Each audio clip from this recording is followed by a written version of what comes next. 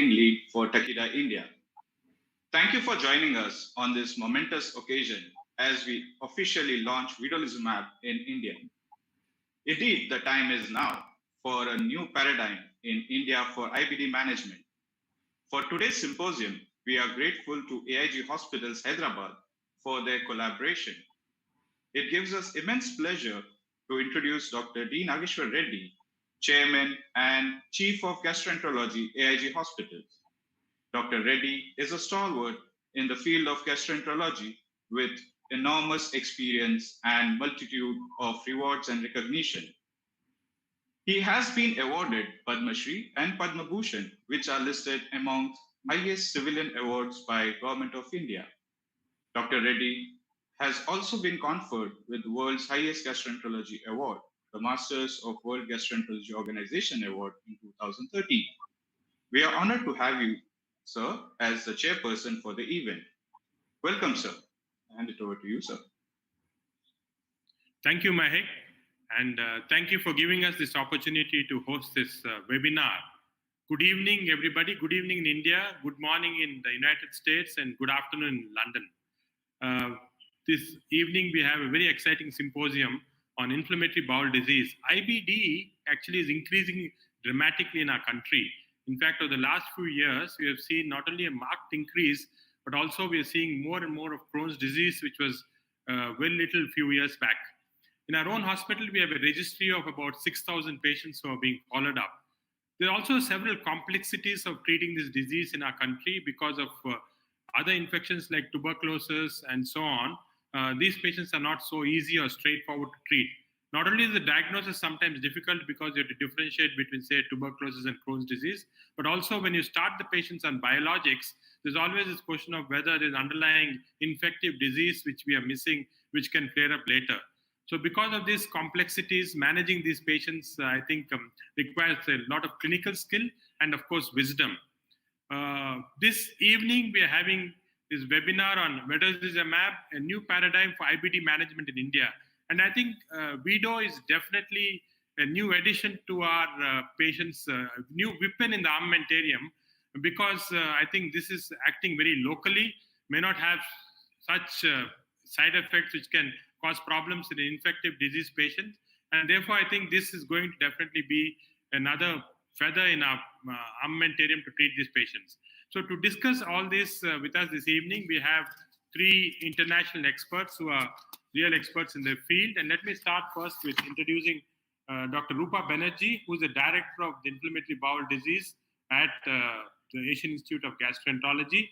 She'll tell us about what's happening in IBD in India. And then, of course, we'll follow with other talks. Dr. Rupa. For the kind introduction. And good evening, everybody. This is Corona times, and hence we are all virtual and online.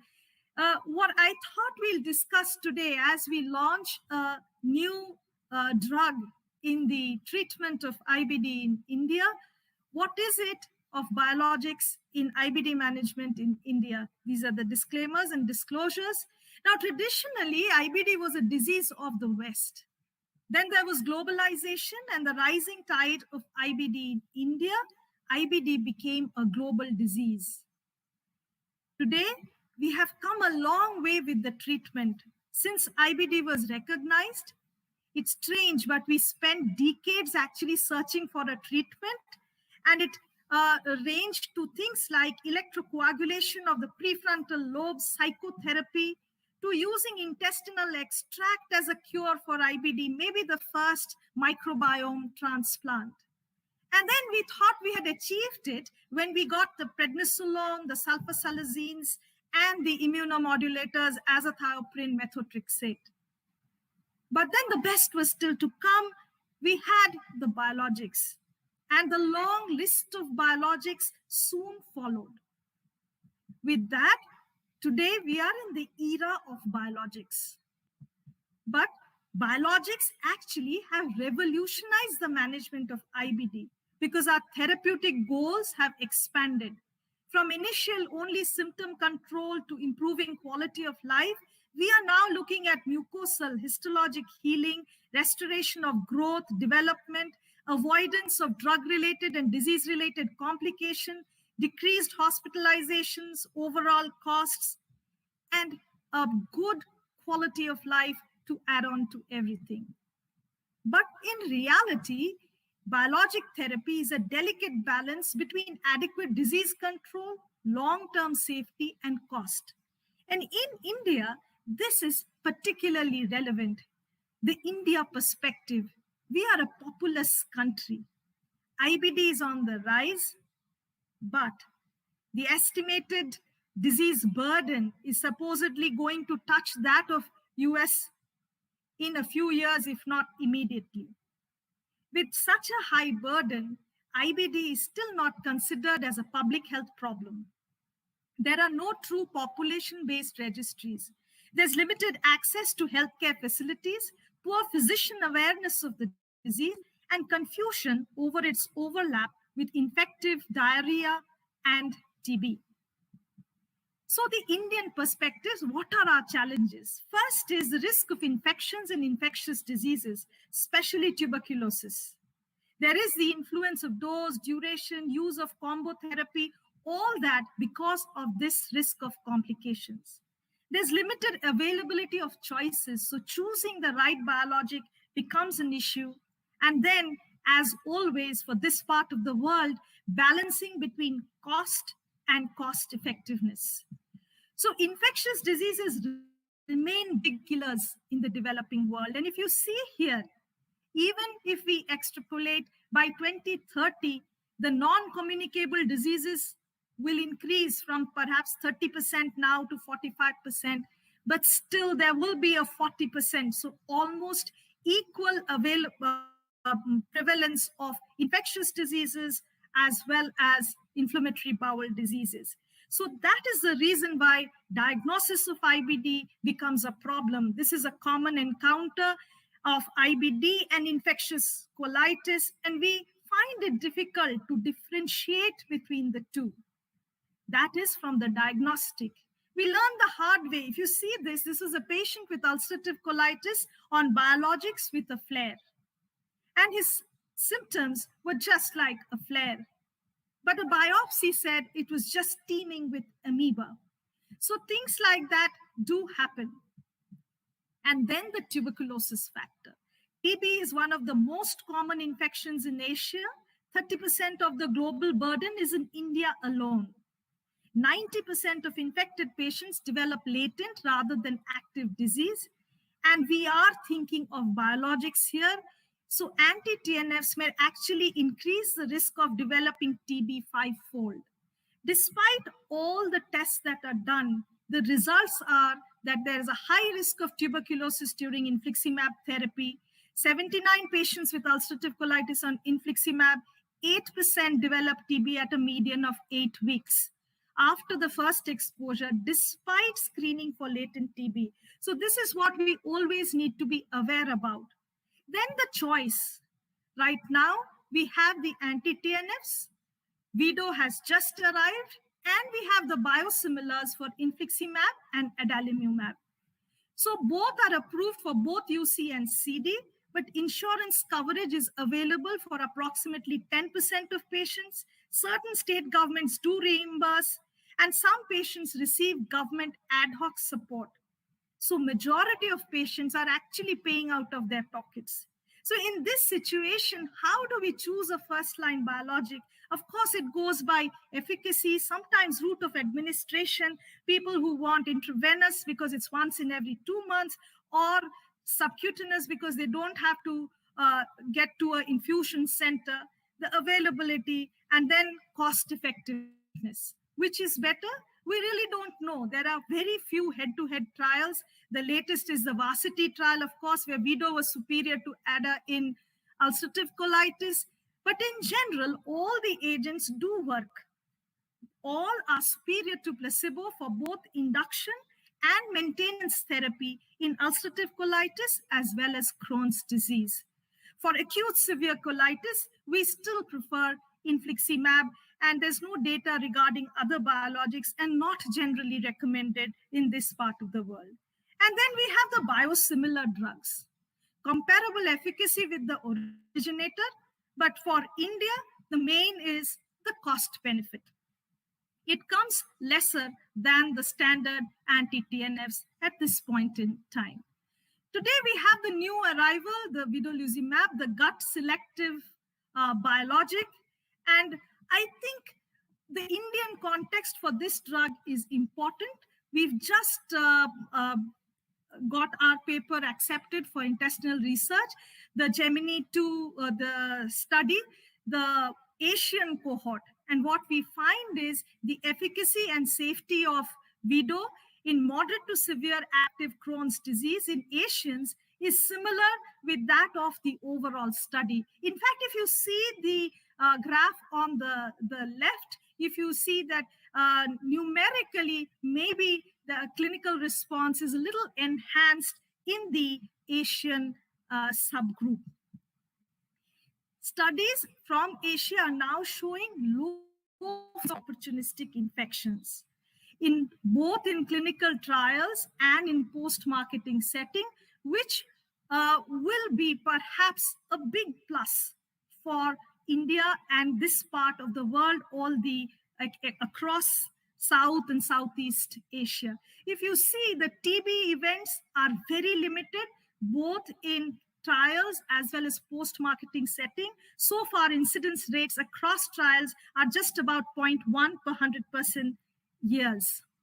So there could be a case for using Vido as a first-line therapy because it's gut selective, no major black box warnings as of now, lower risk of tuberculosis, and comparable efficacy.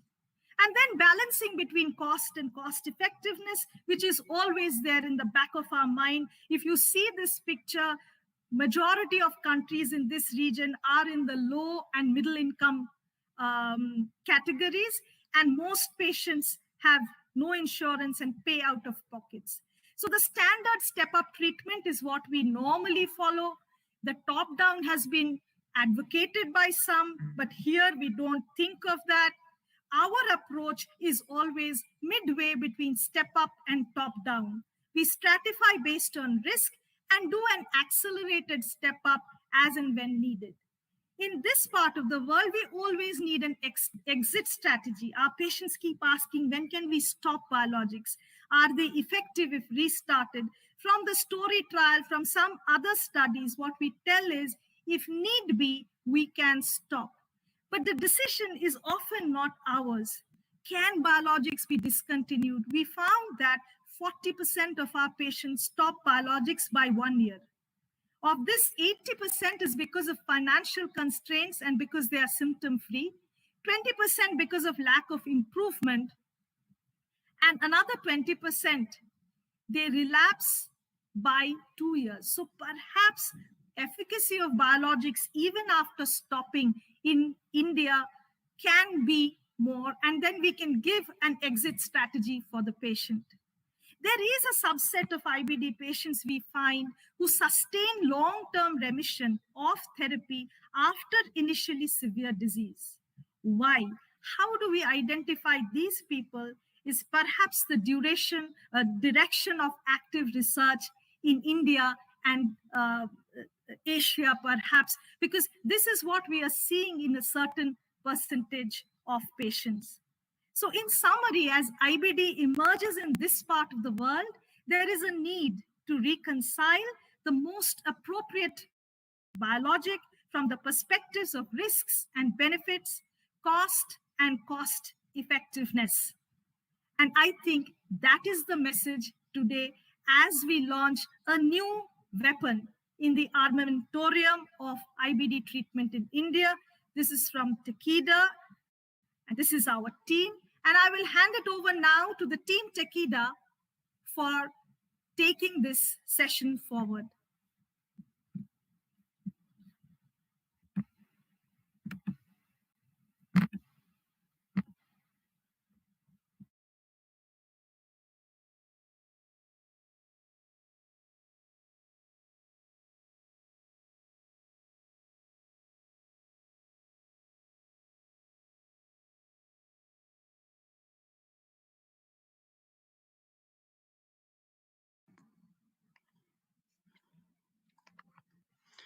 Thank you for presentation introduction, and it's a great pleasure to be here. My name is Koki Sato and Takeda, India.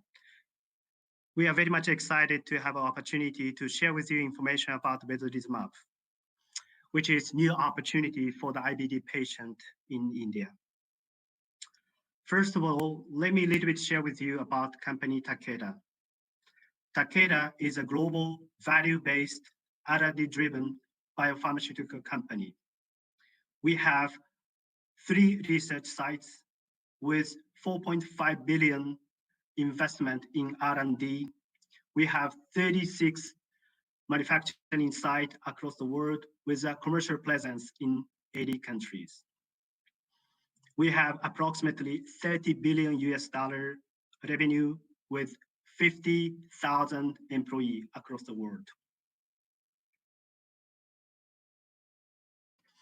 Takeda was founded in Osaka, Japan in 1781, more than 230 years ago. But since then, our corporate philosophy and value has remained unchanged, which consists of integrity, fairness, honesty, perseverance. Our mission is to strive toward better health and a brighter future for people worldwide through leading innovation in medicines. We are very much committed as an R&D-driven biopharmaceutical leader focusing on core therapeutic areas with cutting-edge technologies. In the area of oncology, rare disease, neuroscience, and of course, gastroenterology. On top of these, we are also focusing on plasma-derived therapy as well as vaccine. Now it's time, and I'd like to show the video.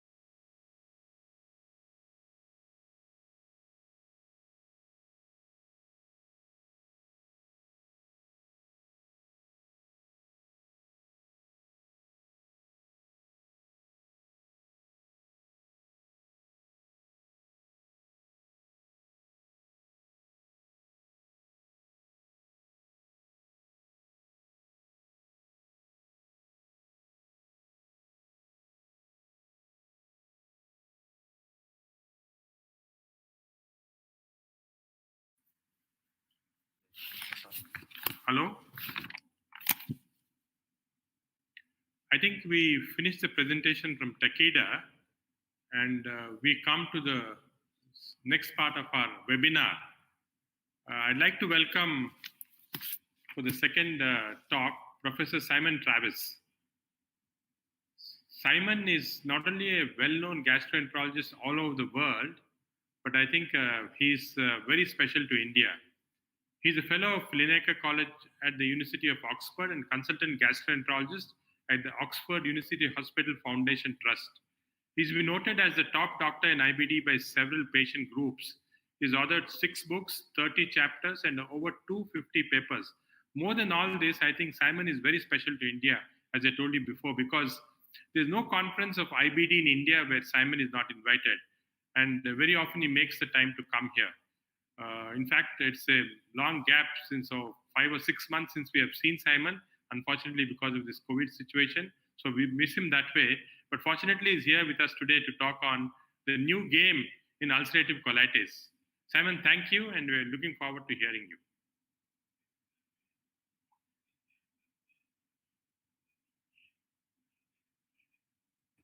To be honest with you. Hello, that's great. Dr. Reddy and friends in India, thank you very, very much. And thank you to AIG, thank you to Takeda. And it is a pleasure to join you. My sadness, of course, is that I'm not there in Hyderabad in person. But as you can see, I've still got my Echo haircut, and it's a pleasure to talk today about the launch of vedolizumab. So what I'm going to do today is to share my screen so that you can see the presentation, and we will just do entire screen. Apologies to share audio. We should be sharing the screen just like that. There's a little bit of a glitch here, and I don't see how I can share the screen. It doesn't allow me to do that. If I can just try that again, because share screen, we're seeing that, but it's just not uploading my slide presentation, and I apologize about that.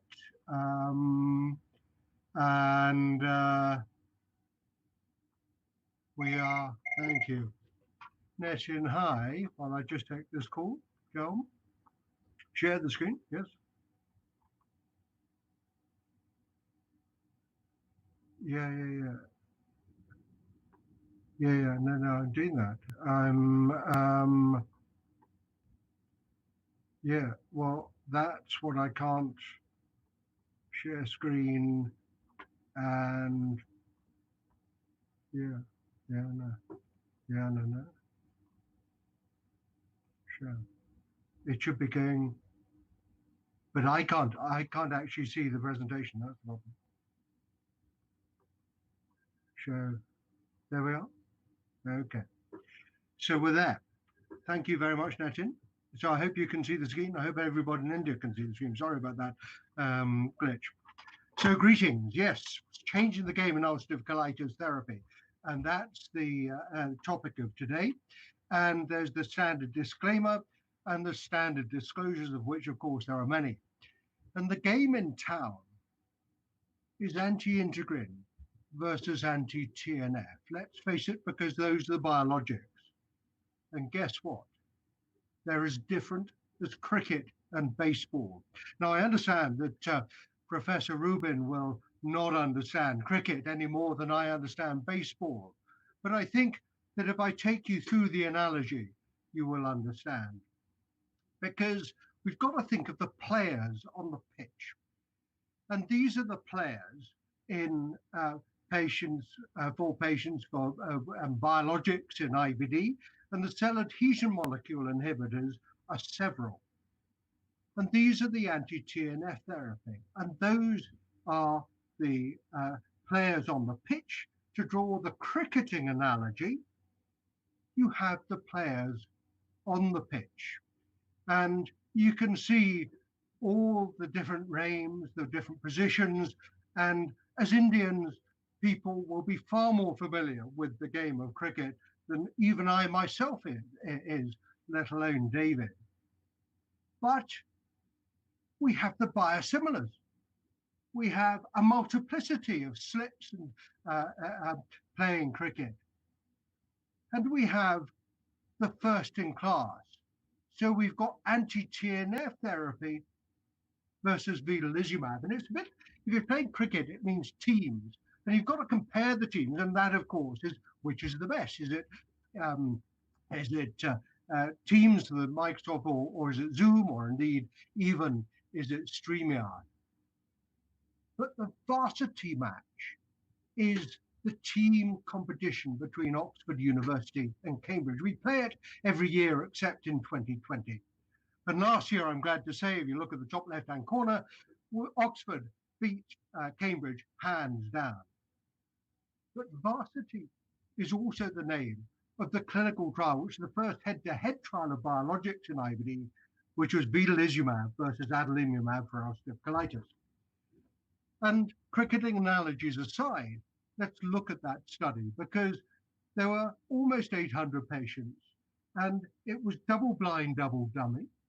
So half received Vedo, half received adalimumab for induction, and then they continued to receive Vedo with a subcutaneous placebo, or they continued to receive adalimumab with intravenous placebo. The primary endpoint, of course, was the standard one of clinical remission, with important secondary endpoints of mucosal healing and another secondary endpoint of those who discontinued steroids and some other secondary endpoints as well.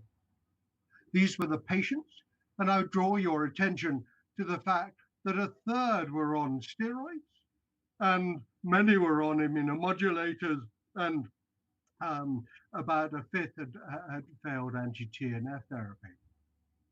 Here's the primary endpoint. Highly significant, vedolizumab, better at inducing clinical remission in patients with moderate to severely active ulcerative colitis in patients between the age of 18 and 85 than adalimumab. If you look at subgroups, those who are anti-TNF naive did, of course, better than those who had previously failed, although there's still a significant benefit in those who had failed anti-TNF or previously been exposed to that. And of course, the overall result was highly significant. What about mucosal healing?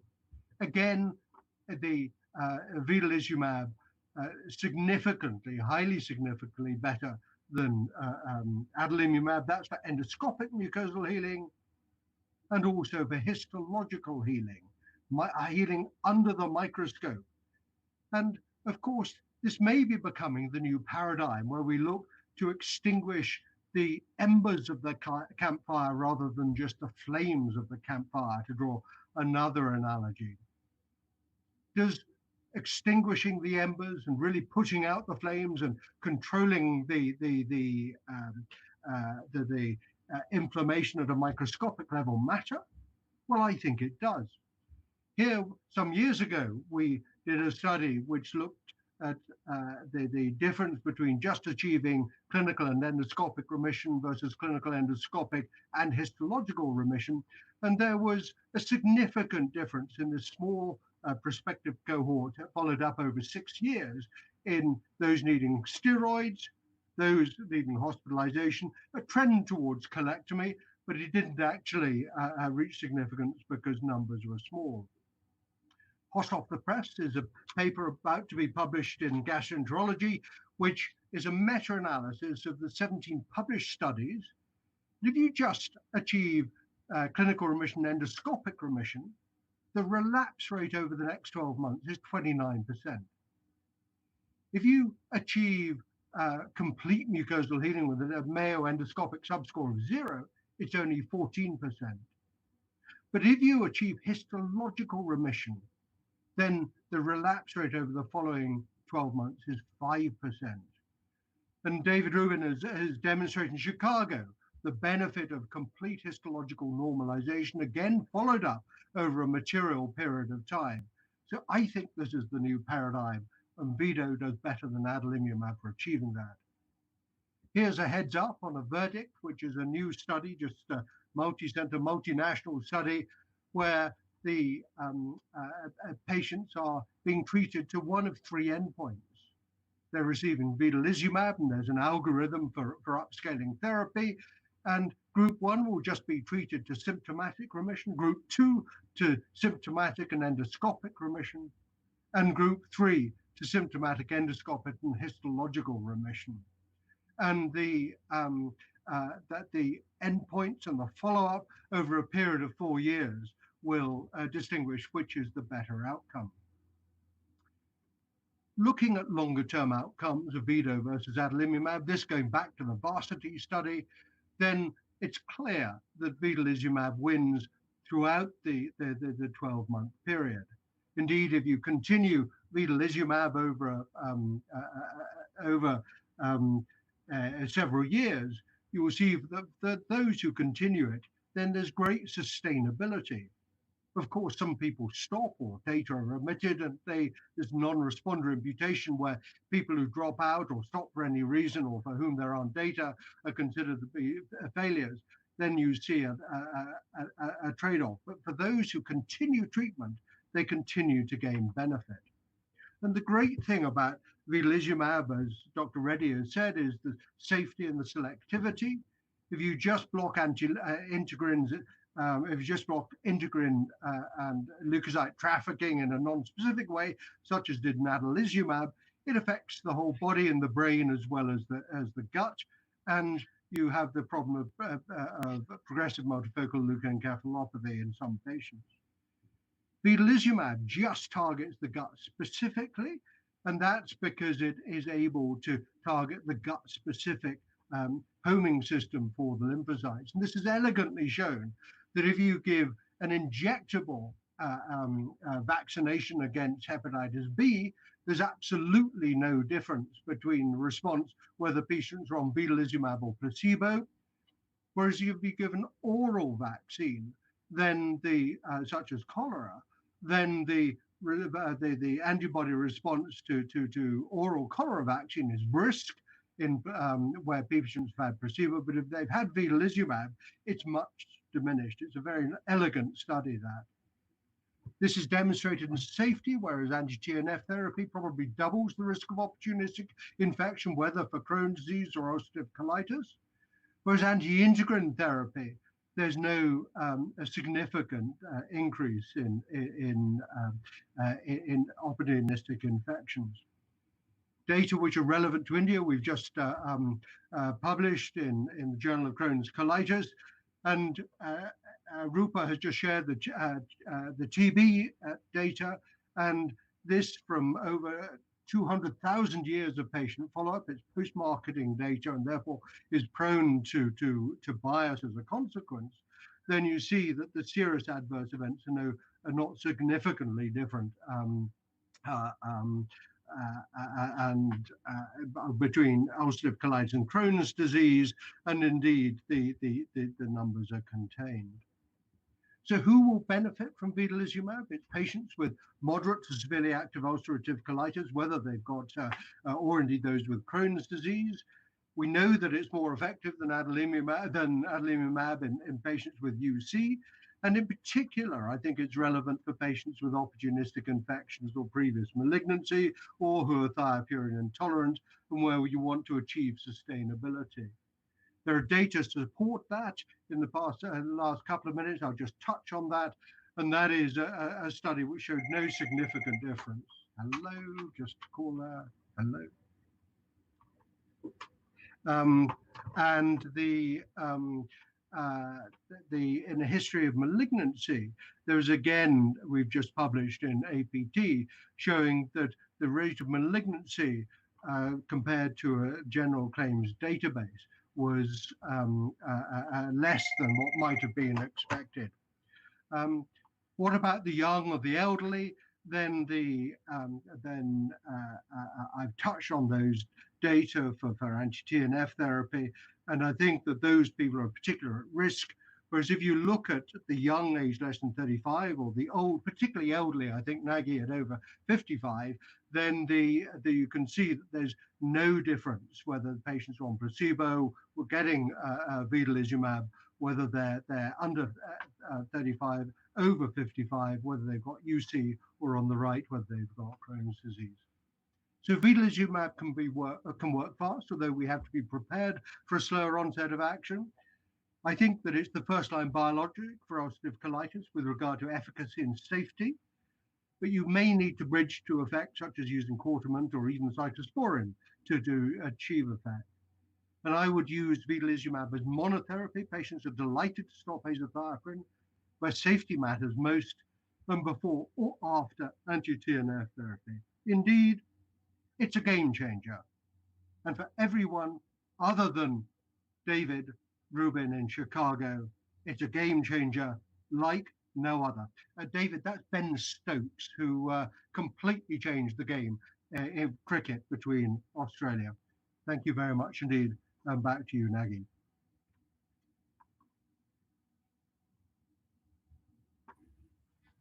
Thank you, Simon, for that brilliant lecture. In fact, we in India understand the cricket history very clearly, and I think you've shown that Vedo for Indians is like Dhoni. Dhoni is the most popular cricketer in India now, and for the British, it's I think Ben Stokes. Good analogies. I think it's been a fantastic talk.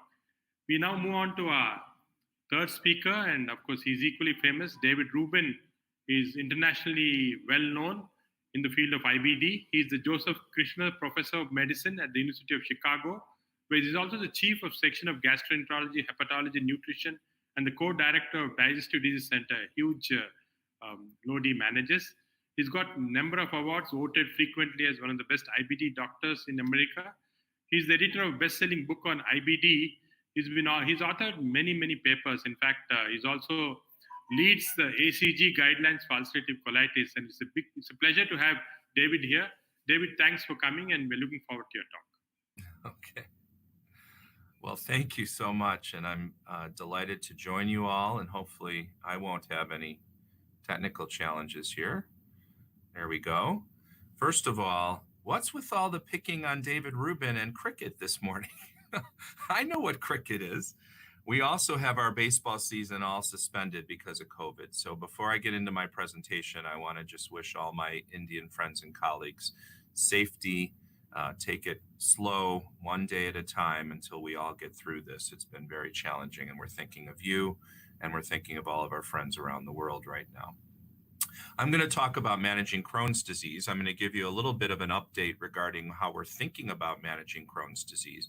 And it's in the context of understanding some of the limitations to what's available in India, as well as the strategy that Rupa introduced, the concept that we want people to achieve durable remission because sometimes they can't afford to stay on therapy or they need to pause or interrupt their treatments. So let's go through that together.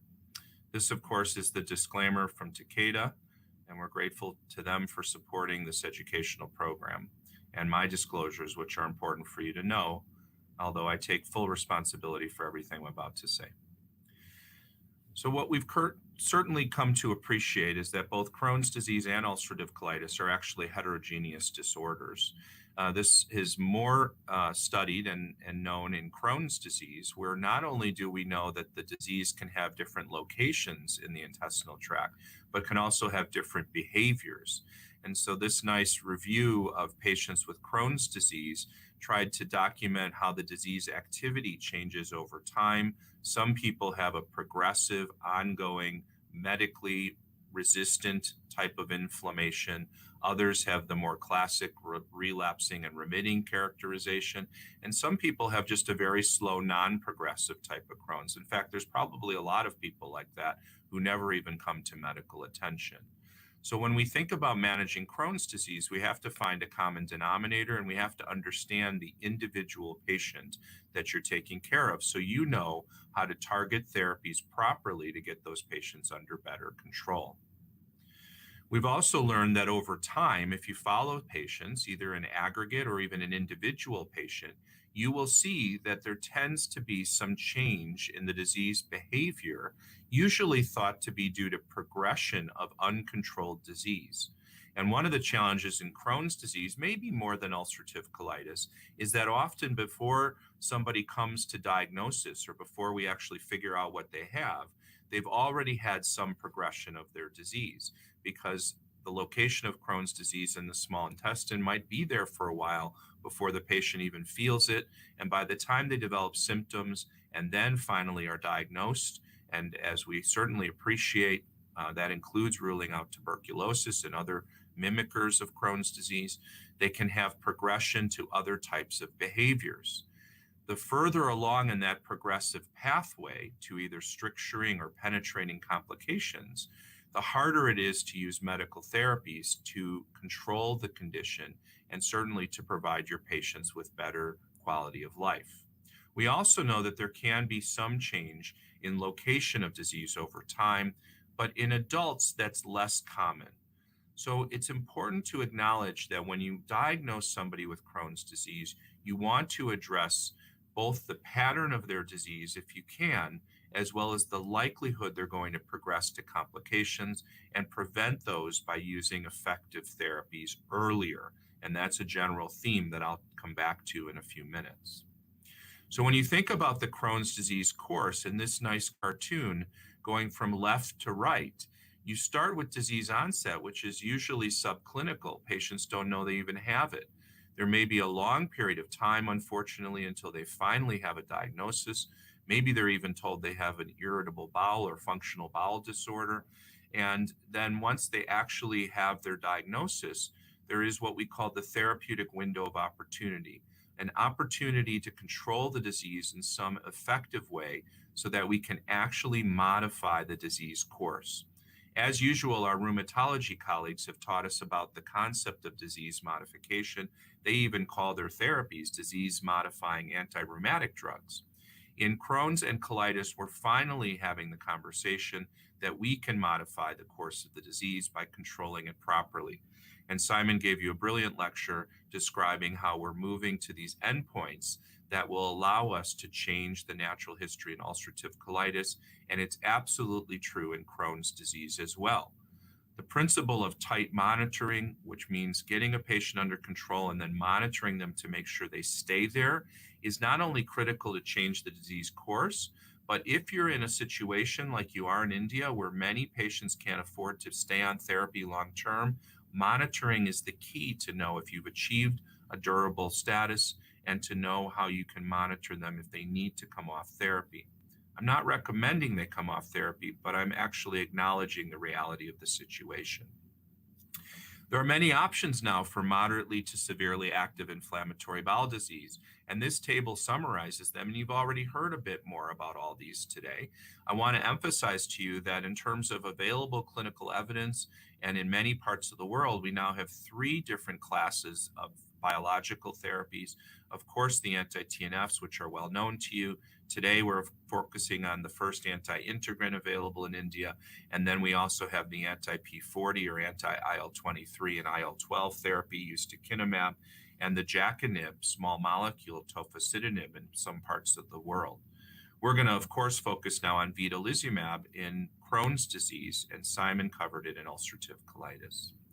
So one of the ways we've tried to bring our inflammatory bowel disease population under better control is by adopting a strategy called treating to a target. It acknowledges that there's wide heterogeneity among our patients in terms of how their disease behaves, but also in the likelihood they're going to respond to specific therapies.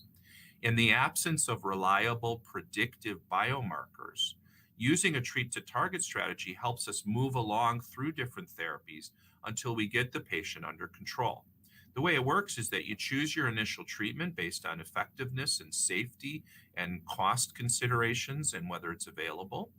After you've started the therapy at some predefined interval, usually 6 to 12 weeks, you reassess to know if you've gotten the patient under control. And the target we're talking about varies by disease type and should vary by patient. And I'll tell you more about that in a moment. If they don't achieve the target after your first initial therapy, you then want to adjust that therapy, usually by changing the dose if possible, sometimes by adding another therapy, and occasionally you have to change therapies altogether. And you keep going in this cycle until you either reach the target or until you run out of options or you have to send the patient for surgery or consider other approaches. Very important to treat to target is that once you achieve the target, remember that these are chronic diseases that even after the patient is stable may drift away from control, and it's important to have a monitoring strategy. We no longer manage inflammatory bowel disease as crisis care. We focus on chronic management, which includes monitoring stable patients so we can stay on top of them. The traditional target and what's previously been proposed in a consensus paper called STRIDE was combining patient-reported outcomes, which is symptoms, with endoscopic appearance to know that we achieve something more objective. Patient-reported outcomes in Crohn's disease that are of relevance are, of course, abdominal pain and diarrhea.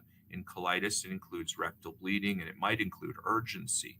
But there are many other targets you can consider, right? Depending on the individual patient, it might be a lab value, it might be an inflammatory marker, it might even be a predominant extraintestinal manifestation. And certainly in children and adolescents, your target should be restoration of growth and development. Treat to target is a very important strategy, and it's something that I want to make sure you understand and are starting to incorporate. You might say, well, this is how I do it in my practice, and that's wonderful, and I bet that's true. But moving you along a predetermined time course is key to this, and telling the patient that's what you're going to do is also important.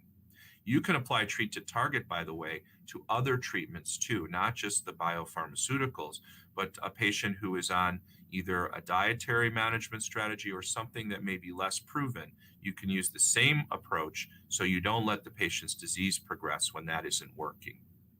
Now, we've learned that the better patients' outcomes are associated with mucosal healing. That term is defined in many different ways, but I think that's intuitive to us as we manage inflammatory bowel disease. If we can address what we see, which is ulceration and inflammation of the mucosa, and it's healed, we know those patients are more likely to do well.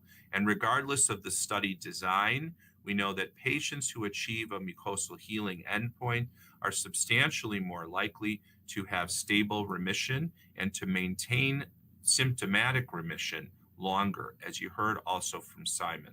This is very true in Crohn's, but I want to acknowledge mucosal healing is harder to achieve in Crohn's disease, and it may be harder because of the transmural nature of the inflammation, and it may be something that we haven't studied sufficiently yet.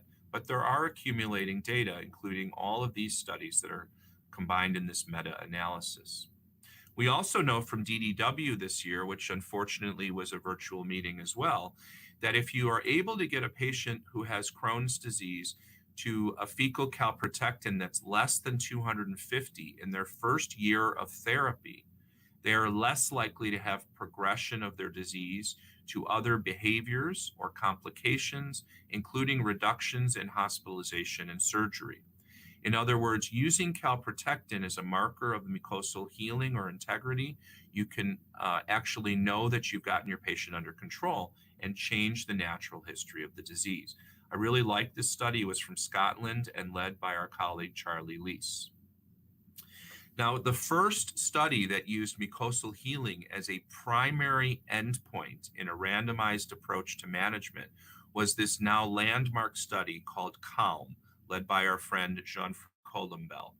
The CALM study randomized patients with Crohn's disease to either clinical management, as you see on the left, which was driven by a Crohn's disease activity index, predominantly symptoms, and prednisone use, or a treat to target strategy on the right, driven by the Crohn's disease activity index and prednisone use, but also inflammatory markers of fecal calprotectin or CRP. The algorithm moved patients from no treatment to adalimumab at standard loading doses and maintenance dose of 40 milligram every other week. If they hadn't achieved their target with the right-sided arm, or they were needing prednisone or having symptoms, they would move on to 40 milligrams weekly. And in a slightly backward study design, but it's an old study now, they added azathioprine if they hadn't achieved their target in the third step of this algorithm. Very importantly, I want to emphasize again, the primary endpoint was a more objective measure, which was mucosal healing. And what you can see here is that the patients who were randomized to the tight control arm, which was driven predominantly by the CRP and calpro being continually elevated, were more likely to achieve mucosal healing. A couple comments here. The first one is to recognize that many of these patients felt fine, but they were moved through their treatments because their CRP or calpro was still elevated. And the second point is that despite this very nice study design and what we think is a good treatment strategy, half the patients didn't achieve their mucosal healing. In other words, there's a lot of room for improvement, and therefore needing new therapies is absolutely essential. And that, of course, brings us to vedolizumab. Now, they followed up all the patients who achieved mucosal healing, regardless of which arm they were in. So if you combined the 30% on the left and the 46% on the right, you could see that the people who achieved mucosal healing were less likely to end up with hospitalization, surgery, or other adverse outcomes. So CALM was a driven study that demonstrated in principle that treat to target can change the natural history of the disease and provides better outcomes than just waiting for your patients to need more steroids or to have active symptoms. Very important message for us. We've also learned from some other studies, and this is a smaller study, but the earlier we use our therapies, the patients are less likely to have progression of their disease as well. And so if you can get patients on effective treatment earlier, you're going to change the natural history. A reminder that the Leman Index, named after our dear friend Mark Leman, who passed away, is a measure of structural damage in Crohn's disease. And the Leman Index now has been nearly validated to demonstrate a way to measure patients' cumulative damage over time. The earlier you treat Crohn's, the more likely patients are to respond to therapy.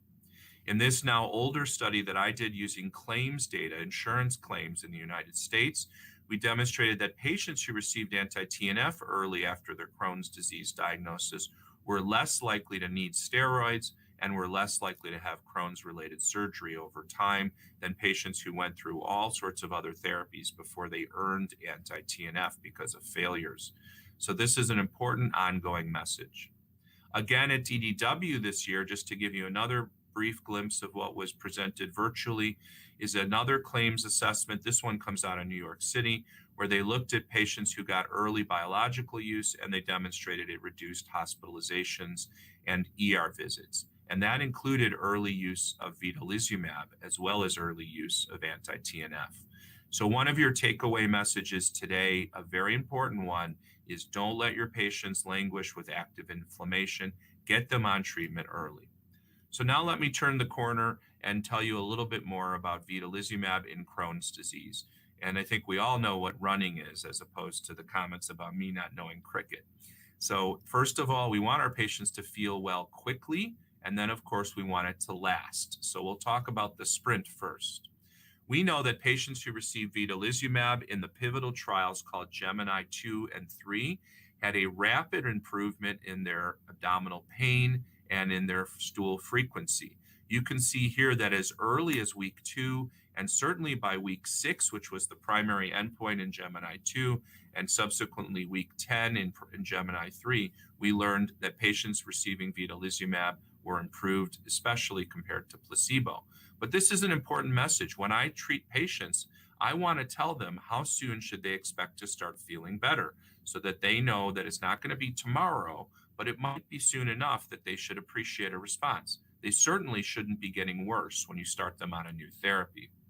We also know from a phase 3B study, which then specifically looked at mucosal healing in Crohn's, that patients who are receiving vedolizumab have a reduction in CRP. And look at how fast the fecal calprotectin comes down in the first 10 weeks, and then all the way out to week 26. And then, in fact, there was a week 52 follow-up in this trial as well. So you can rely on these markers to know your patient's doing well without having to necessarily perform endoscopy in all these patients. Now, looking at the longer-term follow-up, we of course recognize that vedolizumab not only works for maintenance, it's a very safe therapy, as Simon told you as well.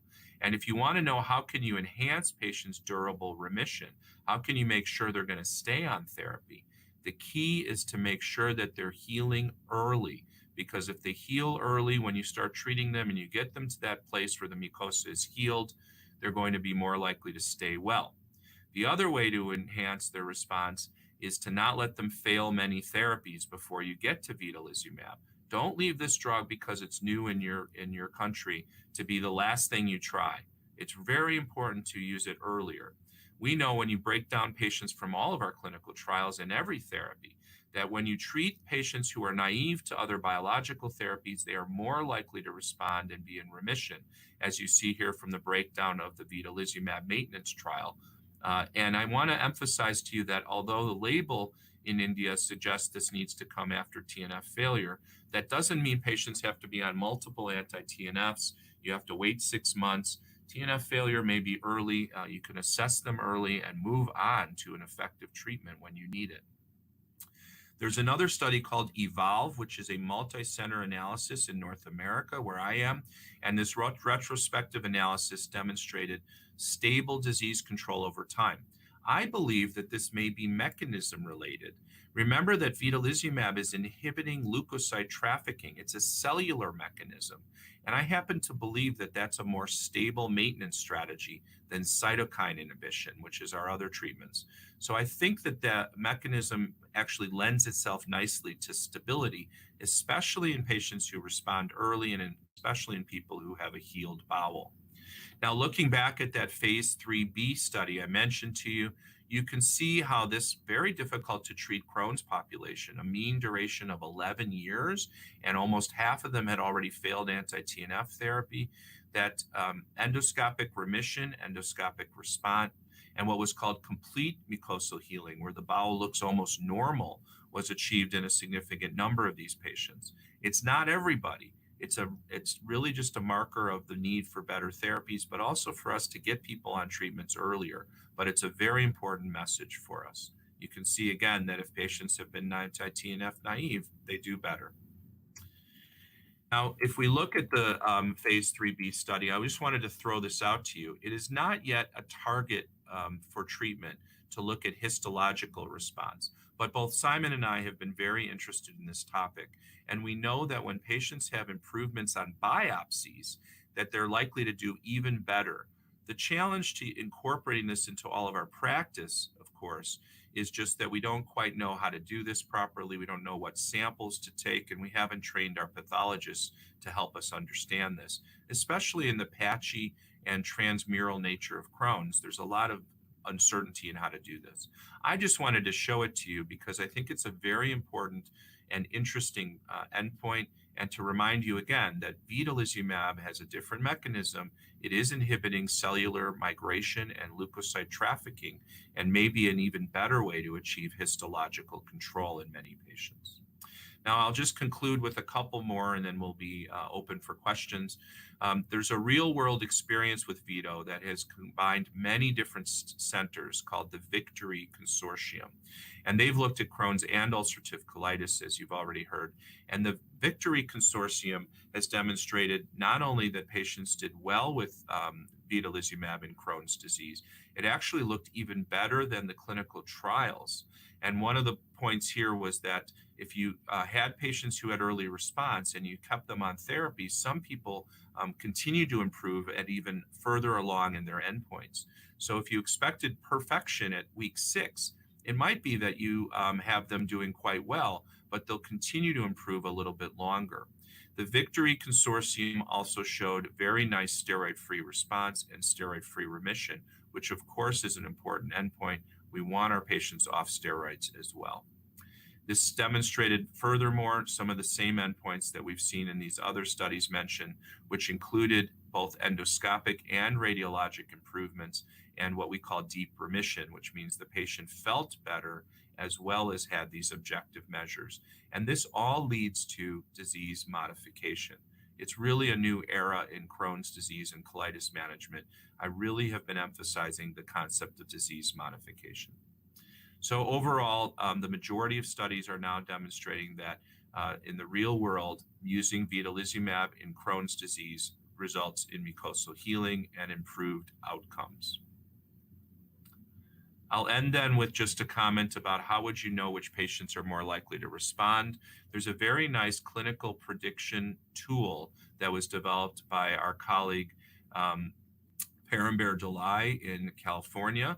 And basically, you can think about this. You don't need to know the score per se, but this should make sense to you. The patient who has luminal disease more than fistulizing disease, who has not needed prior surgeries, who has not failed multiple therapies, is the patient who will respond better to any therapy, but including and especially vedolizumab. And of course, the higher the inflammatory marker and the lower the albumin, the harder the patient is to treat. Don't ignore all these markers when you're thinking about how to choose your therapies. My last slide is just on safety. And we already heard this very nicely from Simon. In fact, I was going to show you the same slide on the vaccination effect, demonstrating how this inhibits the cellular impact of the bowel with the oral cholera vaccine, just like he did. It's one of my favorite studies.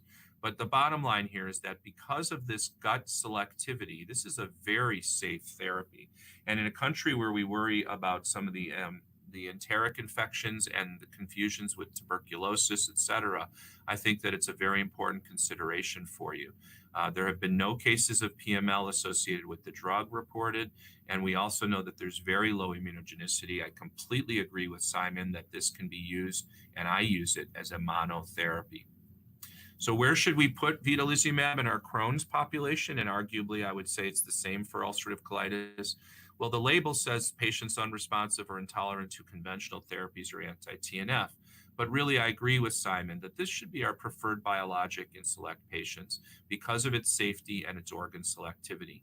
And the people in whom you should really think about it right away are people with other risks of immune conditions or maybe infection problems, organ transplant patients who have that unusual paradoxical IBD activity or other immune conditions. But don't wait for those very select patients. This is an effective therapy, and I'm glad that you now have it as an option for all of your patients in India. There's the additional prescribing information, which of course I won't read to you. And with that, I look forward to your questions and answers. Thank you so much. Thank you, Dr. Rubin, and thank you, everyone. Before we move on to the questions and the panel discussions, I would request everyone to just bear with us because of the technical glitch. We were not able to show you the true launch of our brand new brand, Quintilis. So I would request if we can play a video now. Thank you.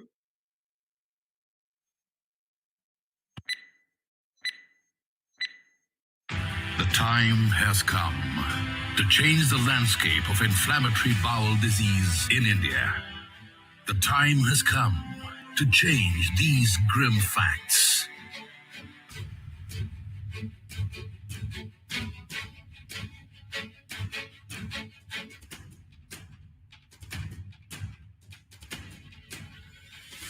The time has come to review current therapeutic options and go beyond their limitations. They do not selectively target the gut and may have safety concerns. That's why we need new treatment strategies and find one which is gut selective, which could lead to long-term remission and hold out the possibility of early control. At Takeda, we've been researching biologics that could meet these criteria. And this is what we've come up with. Quintilis, the first and only biologic with a gut-selective mode of action. Quintilis binds to alpha-4 beta-7 integrin, thus preventing an excess of white blood cells from entering the GI tract.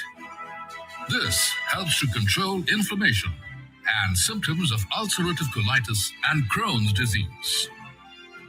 Studies show that patients tend to show a rapid response.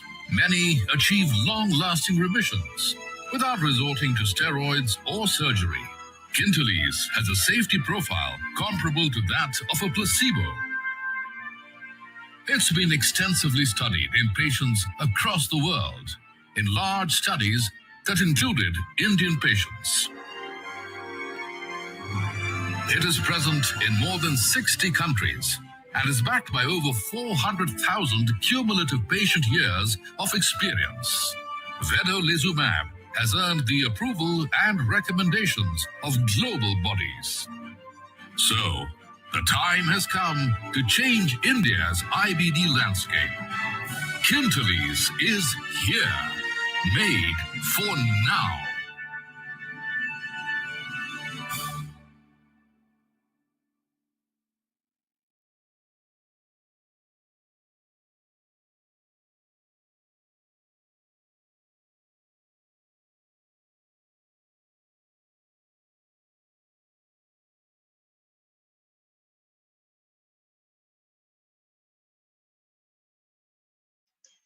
Thank you. Thank you. Thankfully, it worked this time. And COVID has helped us to learn with and live with technical glitches as well now. So over to Dr. Reddy, and we'll move on with the panel discussion. Thank you.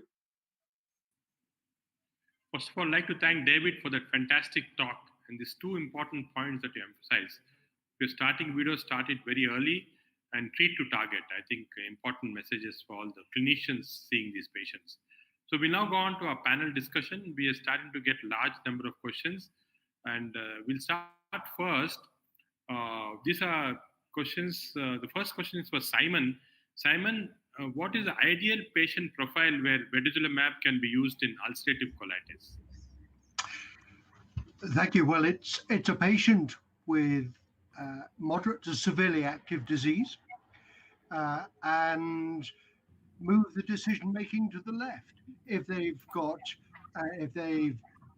relapsed rapidly after inducing rheumatoid with steroids, if they've been can't tolerate azathioprine, those are the people we start on vedolizumab in option, the same way that you use for starting biological therapy.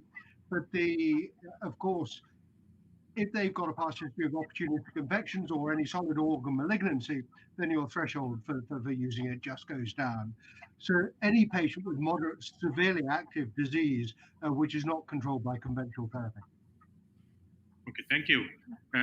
This is a question for David. David, you've already listed this out, but maybe the audience want you to emphasize on what is the ideal patient for Vido with Crohn's disease?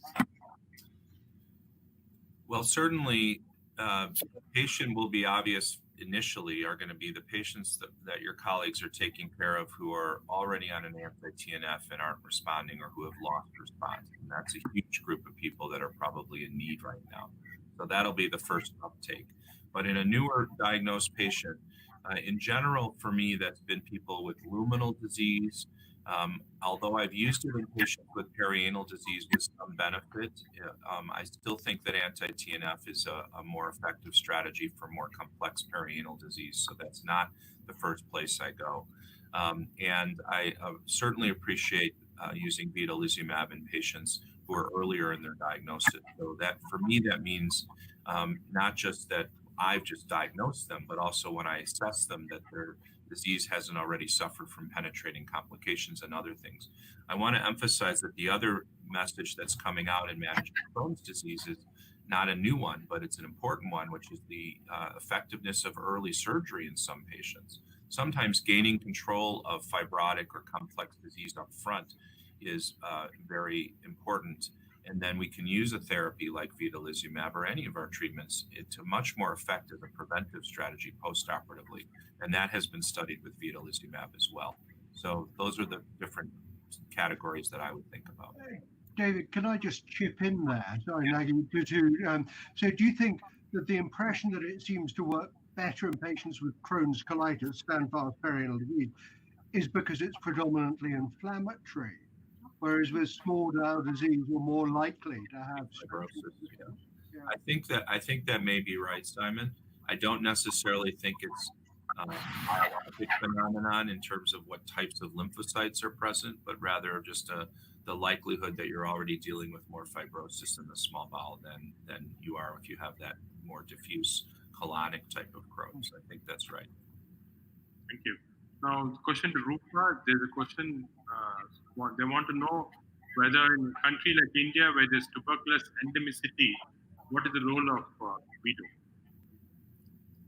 Yeah, I think VIDO being gut selective and the rates of tuberculosis so far has been quite low compared to the other biologics.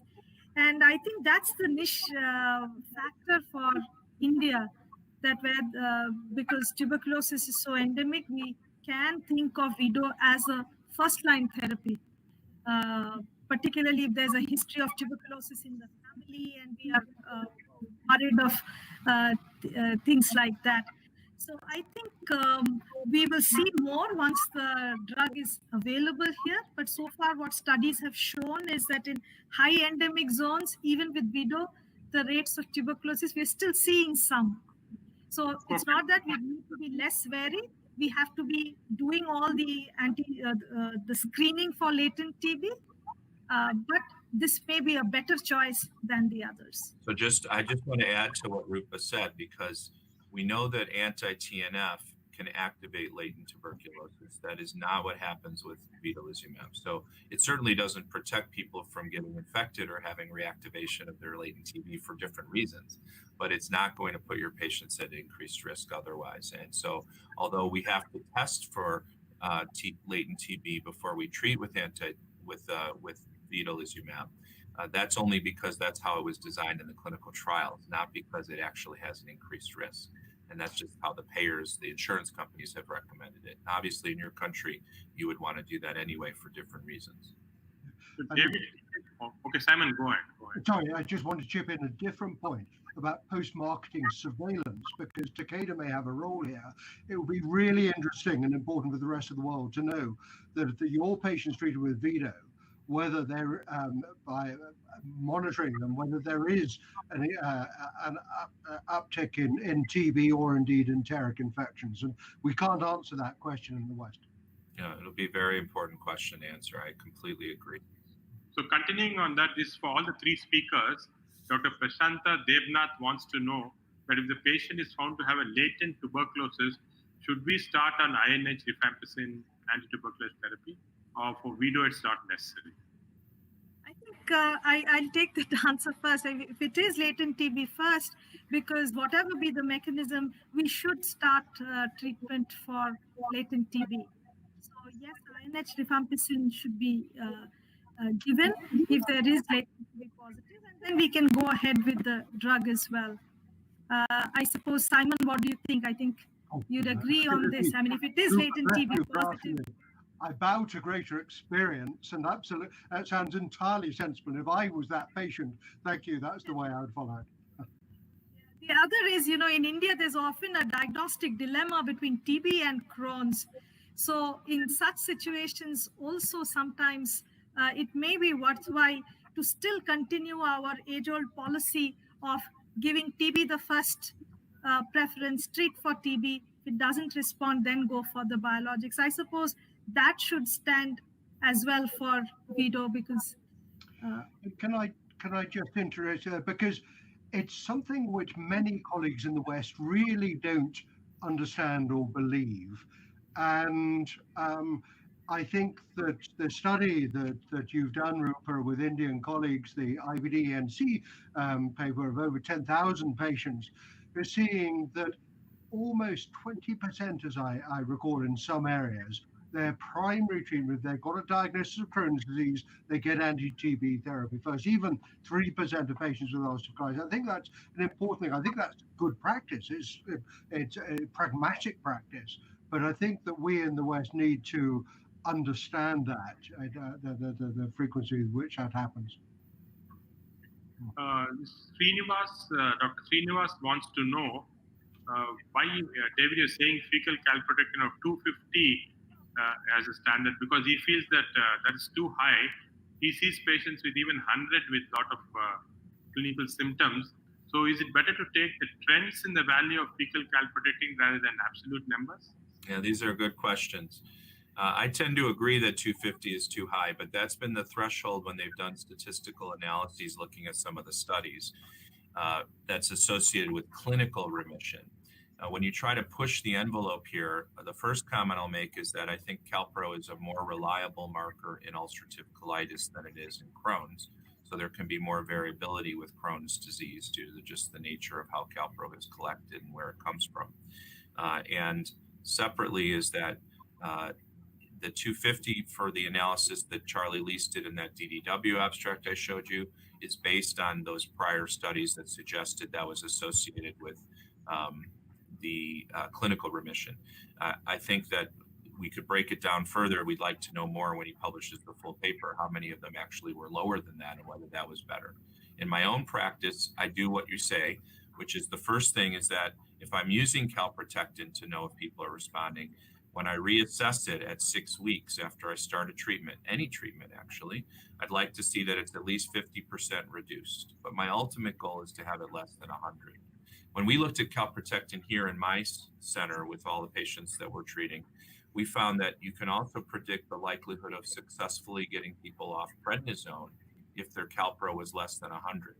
So I agree with you that it's probably too high, but you have to remember that it's variable, especially in Crohn's. So you may have to factor that in, and you're right, the patient should be their own control, and a relative change over time might be the way to think about it. And I can put some data around that for ulcerative colitis, because we've done a study correlating calpro with endoscopic and histological remission. And actually, our data from a prospective follow-up suggested that at a calpro of 168, it associated with endoscopic remission and 72 with histological remission. So I was a bit surprised that it was as high as that, but I'm comfortable. I think for let's face it, that's not so different from 100, and so I agree. We should raise our expectation. Yeah, our friend Su Ing in Hong Kong has done some similar work, so I think that message is similar across UC. That's good. So there's another interesting question from Srinivas. He says, can we combine Vido with other biologics like adalimumab and others? Are there any studies combining both? Maybe they're more effective. David, you want to speak of the Explorer study? Well, why don't you start with that, Simon, and then I can talk about the APT paper that's in press right now. Okay, right. Well, yes, there are combination therapies going ahead. We haven't seen the results to date. We've only seen an anecdotal group of reports of patients who've had combination biological therapy. And some safety concerns have been raised. That's the real concern. Efficacy, it's too early to say. I think we've all done it a bit in practice. And let's face it, the major inhibitory factor is the cost. But Vido, I would be happy to combine with any biologic. And I certainly don't give a washout period between switching from one to another. Right. So there is a trial going on that's very hard to recruit into, of complicated Crohn's, treating with Vido plus adalimumab plus methotrexate, and they're interested in what's going to happen with that. But in the meantime, there's a paper in press in the journal Alimentary Pharmacology and Therapeutics of the case series from both the University of California, San Diego, and the University of Calgary in Canada of combination therapies, just their experiences. And most of the time, they were patients who had more than one immune condition. So they had a reason to give them two different drugs. And overall, they said it was well tolerated and it added some efficacy.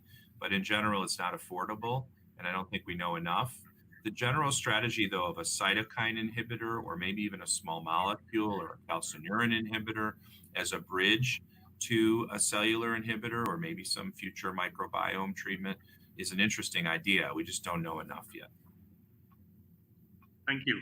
There's another question from Prasanta who says that in the Versify trial, what they found was histological remission in the colon at week 27 was 24%, but at week 52 was only 20%. Yeah, how can this be explained? There seems to be that when you use the drug longer, histological remission actually comes down. Yeah. Well, there are probably, as with any clinical trial, there are some different possible explanations. I'll start with a practical one, which is We don't, and remember, this is in Crohn's. We don't necessarily know where the ideal place to biopsy is, but we know from the work that Simon's done and others that there's variation in histological density when you do biopsies, even in ulcerative colitis, but in Crohn's for sure. So it's maybe a sampling issue, and to go from 24 to 20 isn't the biggest change. The second is just, as I mentioned, centralized pathology. Even experts may have some variation. The third is the practical reality that therapies do lose response over time, and there are some changes that happen. We don't always understand them, but the way I usually try to explain it is remember that inflammatory bowel disease is the body's immune system thinking it's protecting us from something, and it's going to find a new pathway in many treatment options. So I'm not sure exactly how to explain this otherwise, but there are multiple reasons that may be the case. It just drives home one of the teaching points from today, which is the importance of monitoring your patients. Because certainly if you see that change when you follow up with your patients, you're going to worry that they're going to clinically relapse and you're going to need something new sooner. Yeah. So another very interesting question. Simon, they're asking whether Vido increases the chance of other enteric infections. So people on, because in India you have more of this. It's a fundamentally important question. It is true that in the Germany 1 study where the Vido for ulcerative colitis, there were 6 enteric infections in the Vido group, but none in the placebo group. But small study, 1-year follow-up, and it wasn't powered to show a difference. That has not been shown to be the case in post-marketing surveillance, where reports come in, at least in Western countries, that there's an increased risk, and it's not been our experience in practice. We use a lot of Vido. We've got 300 patients. We haven't seen an increase in C. diff, for instance. So I think that's where you in India can very much, with a registry or some form of post-marketing surveillance, could answer that question. At this moment in time, I would be comfortable in using it in India. Thank you. In ancient studies, it has been, C. diff and all these opportunistic infections, even in post-marketing surveillance, has been less. But what Simon says is right. I mean, we have to have the real-world experience of things like amoebiasis and other, giardiasis or salmonella and those infections. What is happening? Yeah. Another interesting question, David. This is for you. Does Vido influence extraintestinal manifestations of IBD? Yeah, someone brought that up. On the surface, we can say that it's not the right treatment for some extraintestinal manifestations because it's gut selective. So the trade-off is that the safety you gain by having gut selectivity, you might lose effectiveness against certain extraintestinal manifestations. However, let me say that some extraintestinal manifestations parallel the bowel activity. So if you fix the bowel, they may get better as well. And there's some intriguing work from Amsterdam now suggesting that joint pain associated with the bowel is from a migration of activated lymphocytes from the gut. And so there may be something there in terms of inhibiting those lymphocytes and actually improving some patients. There was a subsequent post hoc analysis of the Gemini 2 study looking at joints and joint pain. And they found that the patients who received Vido had improvement of their joint pain better than placebo and no difference in new onset of joint problems compared to the placebo patients. So I think the question isn't fully answered, but certainly a patient with bad pyoderma or other things, this wouldn't be the right treatment. I wouldn't select this, or I would use it in combination with something else if I had to. So Simon, question for you is there a difference when you're treating patients with ulcerative colitis with Vido, left-sided colitis versus pancolitis? No, there's no evidence that the distribution extent of disease actually changes responsiveness. And that's, I think, true for every therapy. And in fact, it's particularly attractive for using in patients with distal colitis because you're left with few enough options, and if you really want to avoid surgery. Of course, patients with proctitis, who are 40% of the patients with ulcerative colitis, were excluded from the Germany 1 studies. but hey, it works for refractory proctitis, treatment refractory proctitis, so I use it there as well. Distribution of disease is not a factor to consider. Only to add, I want to add to that. I completely agree. Just remember that the patients with extensive colitis with a low albumin, those patients who are really sick in general are going to be harder to treat. Yeah, I agree with you, David, of course, and that it's the severity, and patients with extensive colitis more likely to have acute severe colitis. But we've used cycloinduction followed by Vido very successfully in some of these patients. Perfect. This is to all the panelists. Is Vido safe in pregnancy? Do you have any data? We do. We can also extrapolate data from the other anti-integrin therapy, natalizumab, which has been around for many years now for multiple sclerosis and for Crohn's disease. And the data with Vido are similar, which is that it's safe, and like other monoclonal antibody, IBD antibodies, doesn't cross the placenta until late in the pregnancy, and the outcomes in the babies have been fine. But David, just to confirm, you don't stop Vido in the last trimester, unlike anti-TNF therapy. We certainly continue. Right through. And I actually do that with most of my anti-TNFs these days anyway, because of some of the challenges to that. But for sure with vedolizumab. Yeah. So this is another question to all the panelists. The question is that we see a lot of Crohn's disease come to us with a structuring type of disease for small bowel. So when they come with small bowel strictures, do you think Vido is going to be effective at this stage? Usually surgery, I would suggest. If you've got structuring disease with pre-stenotic dilatation, one threshold, so you have to, of course, to define whether it is inflammatory or fibrotic to better your ability. You can't really rely on imaging, although that gives a clue. You look at the inflammatory markers, and if it's predominantly inflammatory, you use anti-inflammatory, in other words, biologic therapy. But for those who've got low inflammatory burden, especially those with pre-stenotic dilatation, then you can assume there's a fibrotic component. In those, I would have a lower threshold for surgery first, strictureplasties or the similar. And then I agree with David about its role in post-operative maintenance. Yeah, don't wait for people to be obstructed. Yes, agree. Obstructed and complicated and have an abscess to go to surgery. Yeah. When they present with fibrosis and you haven't known they had the disease for a long time or it just wasn't controlled, a laparoscopic resection with a good post-op plan is so much better. You'll buy your patient quality of life, and you'll be using your treatments much more cost effectively. The problem, David, is that most of our patients, Rupa will agree with me, come to us at a stage when they're already having a very advanced disease. Yes. Try and see whether it's inflammatory reason for the narrowing or whether it's pure fibrotic. That's a big clinical dilemma that we have. Yes, I do understand. Sometimes I even use 2 weeks of prednisone or a short course of steroid to figure out how much of this is really reversible. Am I going to buy myself time, and is it going to be worthwhile to try a medical therapy before committing to a surgical option? I understand that dilemma.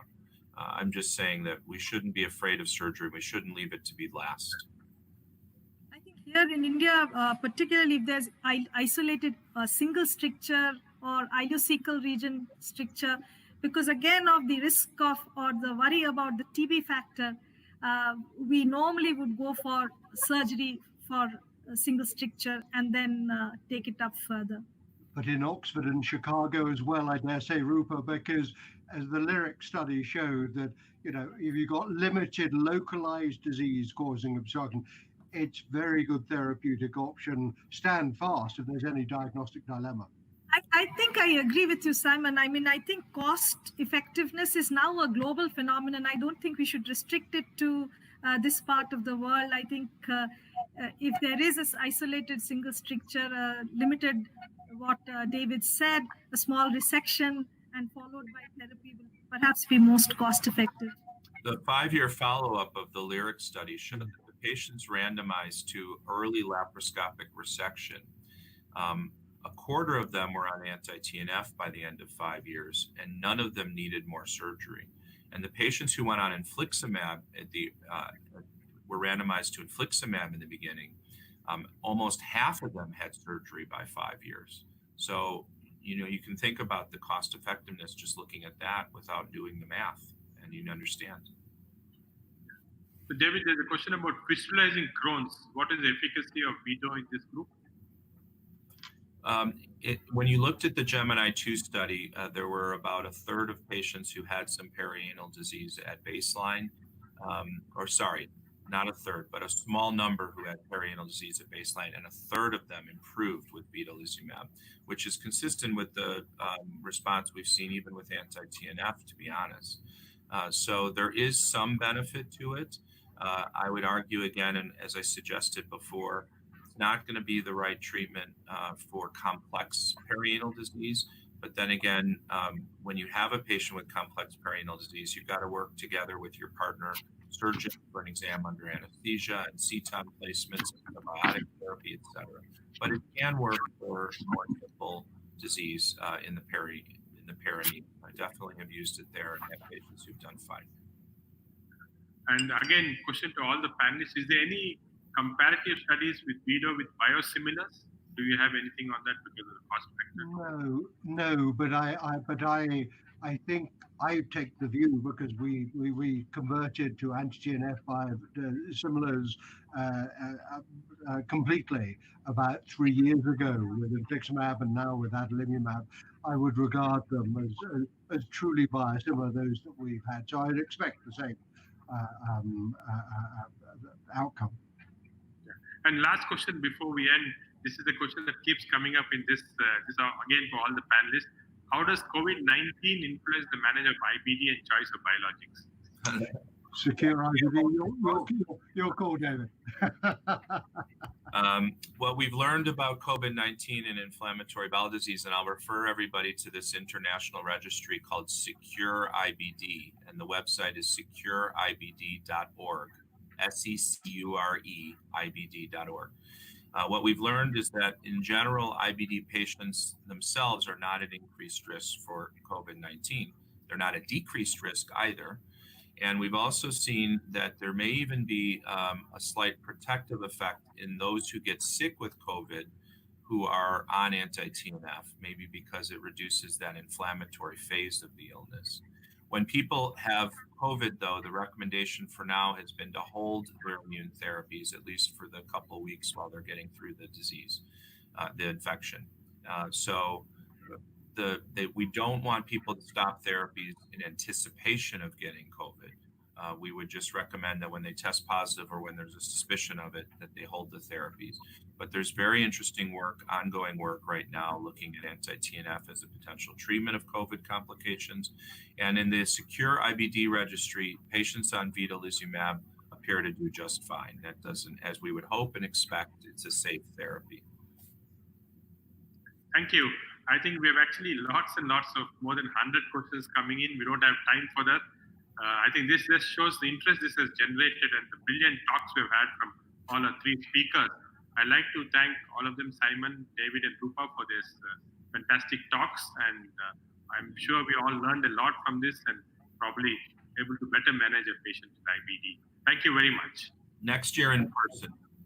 Sure, next year. Yes. Absolutely. See you there. Thank you. Thank you. I'd like to thank